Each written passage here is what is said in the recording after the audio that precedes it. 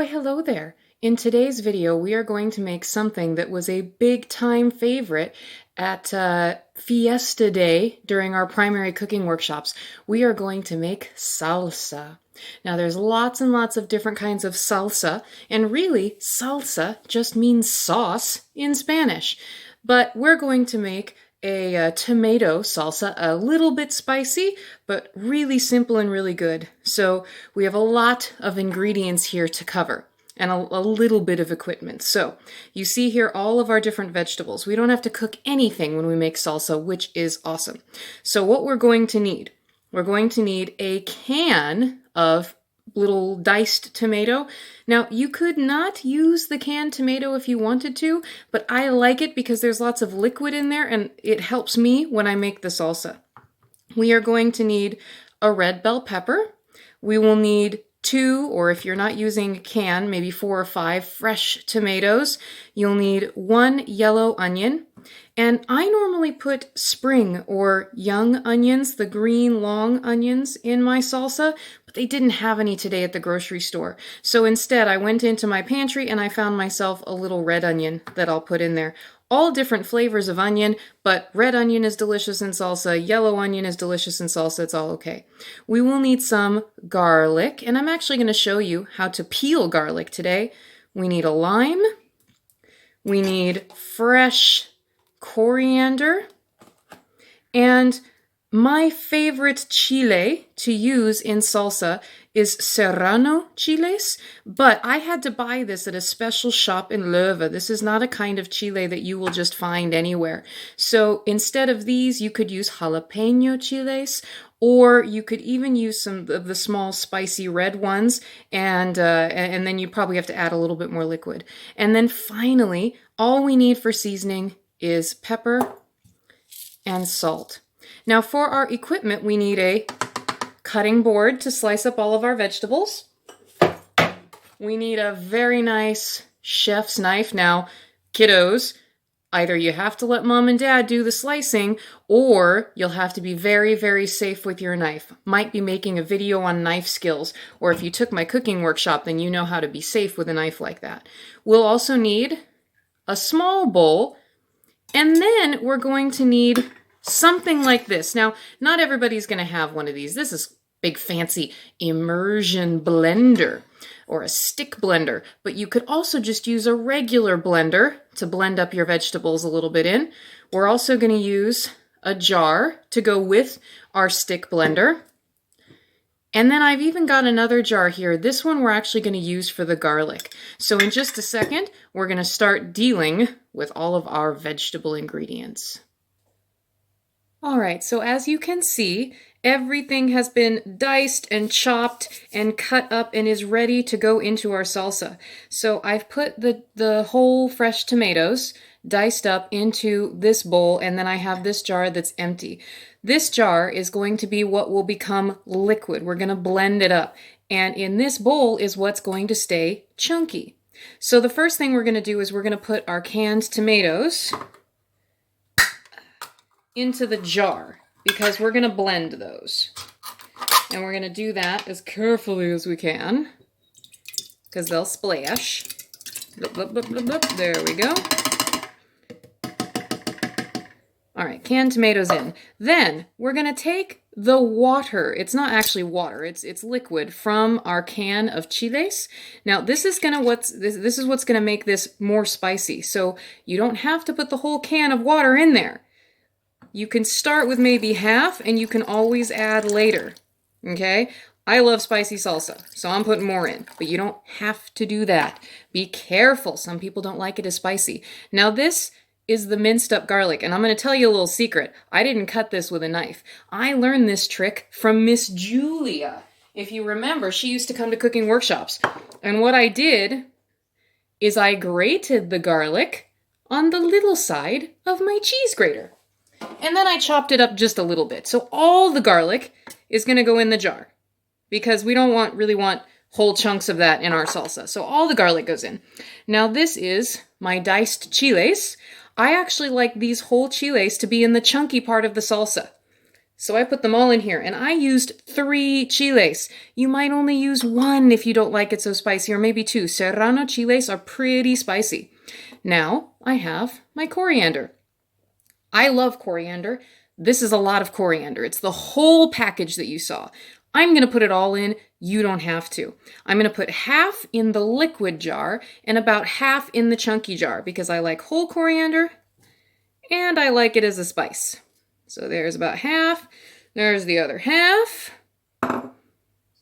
Now here are my onions. Again, I mixed the 2 colors because it doesn't matter. I'm going to put about half of the onions into the liquid bit and half into the chunky. And I'm going to start with the chunky because I want some of the red onions that are on top to be in my salsa. A lot of the red onions because they're pretty.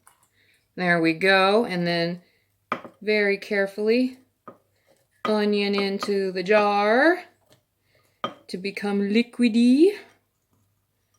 There we go. Bloop. And now finally, I have my bell pepper. Again, about half and half because I want some chunks in my salsa, but I also really want the flavor of the bell pepper to be liquid because it'll all blend together really nicely. All right, so all the bell pepper is in. Now we're saving our pepper and our salt and our lime for last, so we won't worry about those now, but they're still here. So now this I can set aside. Now because a blender is really noisy, I won't videotape too much of this, but you can see here all the stuff that I want to make liquid is right here in my jar, and I use this because it gets everything together and makes it easier for the blender to work. This is what a stand blender or immersion blender looks like. And it comes usually with some settings here on the handle. This is the weaker setting, this is the stronger setting, and I have to push and hold to get it to work. So I'm going to start on the lower setting, and basically I kind of have to make sure that these holes that I see are below the food, or it's going to spray food everywhere. So let's see how noisy this is. Ooh, that's noisy. But you can see already, look at how liquidy and how bubbly it is. It's very, very quick. So I'm going to do this for maybe another minute or so, and then we'll come back to it. We have finished blending, and this is absolutely perfect. It almost looks like spaghetti sauce. Oh, but it's not. It's going to be delicious salsa. So now it's time to put chunky and smooth together. I'm going to use a larger bowl for that. I like to be able to mix it around very well, so I like to have a big bowl to do it in. This jar would be great to store the salsa in once I'm finished. So here we are. We're going to pour in our liquid very carefully because you can see it splatters a bit. Doop, doop, doop, doop, doop. There's all of our liquid. And then here comes all of our chunks. Chunky, chunky, chunky, chunk. And now we're going to stir it about and get all the chunks and all the liquid evenly in there. And we are nearly finished. Now, the last things that we need to add are seasoning and our lime juice. I'm going to show you a trick to the lime because limes are very hard fruit and they can be hard to get all the juice out of. So here's what I like to do. This is why I save my cutting board, is to cut this in half. But before we do that, we want to break up some of the little pockets of juice in the flesh of the lime. So we're going to take it and put it on the counter and use, again, the heel of our hand and roll and press. And we're just going to do that a few times. And you can kind of see I already burst the lime a little bit on my counter. Oops, but that's okay. And now it's softer and it's going to be easier to squeeze out all the juice. So we'll cut him in half. Very juicy. And we will squeeze a lot, as much out of the lime as we can. And we're going to put the whole lime worth of juice in there. And I like to actually get up in there and press because I want all the juice out. All right, he's good. Half number 2. And juice. And then the very last thing I've got to do is put in salt and pepper. And this is why I have my little tasting spoon as well. I have 2 spoons here. so that I can taste twice. Because the one thing we don't want to do is put our tasting spoon back into the food that we're going to share with people. Because that's what we call double dipping, and it's icky. All right, so that's all the lime juice finished. Now it's time for salt and pepper. I usually start with salt. I have my ground sea salt here. 2, 3, 4, 4.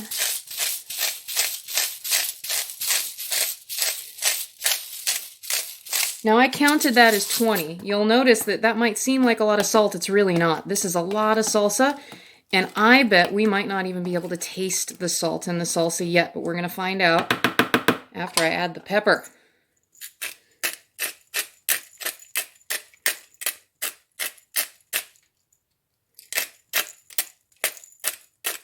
All right, now let's stir that in, and we're going to do our first tasting.